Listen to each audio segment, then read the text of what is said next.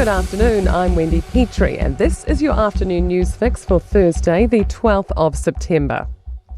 Winston Peters is digging in his heels over the shallowness of cuts to his Foreign Affairs Ministry.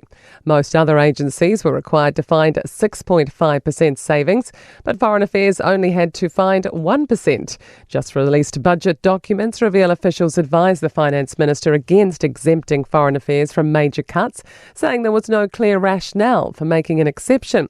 Today, Peters was unapologetic. Well, that's what officials might say, but they're not running the country anymore, are they? We are. A group of academics and activists worry New Zealand intelligence may be supporting activities breaking international law. They've written to the Inspector General of Intelligence and Security, urging it to investigate whether intelligence has been shared with Israel and used to prosecute its invasion of Gaza. Here's senior political reporter Sophie Trigger. The group wants to know whether information gathered by the New Zealand Security Intelligence Service and the Government Communications Security Bureau has been shared with Israel. Even if this isn't the case, the letter states an inquiry from the spy agency Watchdog may lift public confidence in the two agencies by clarifying New Zealand hasn't been complicit in commissioning international crimes.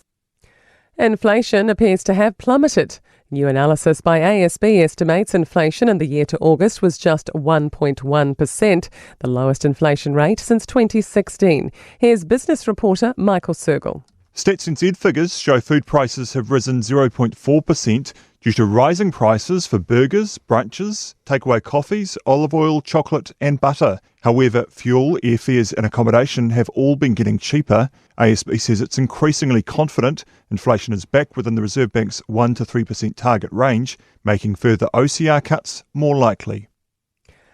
A major admin hurdle could be lifted for people taking ADHD medicines. Pharmac's looking at removing the renewal criteria requiring psychiatrist visits every 2 years. Instead, a person approved for treatment could keep going to their GP. Policy group Aroreretini Aotearoa co-convener Kent Dustin says streamlining the process could be life-changing. He says all sorts of cost and access barriers to specialists are preventing people from staying on their medication. The psychiatric profession is badly overloaded in New Zealand and under-resourced. We really shouldn't be chewing up their valuable time with what at best is just an administrative process. ACT says longer minimum periods for gift cards will unnecessarily burden businesses. Parliament has passed a National Party private members bill requiring all gift cards issued from early 2026 to have a minimum expiry date of 3 years. ACT was the only party opposing the change.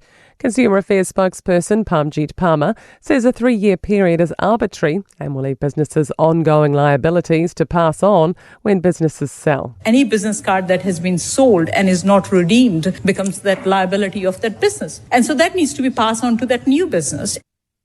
To sport, and Olympic kayaking champion Finn Butcher insists he's far from his physical peak heading into the canoe slalom world event in Italy overnight.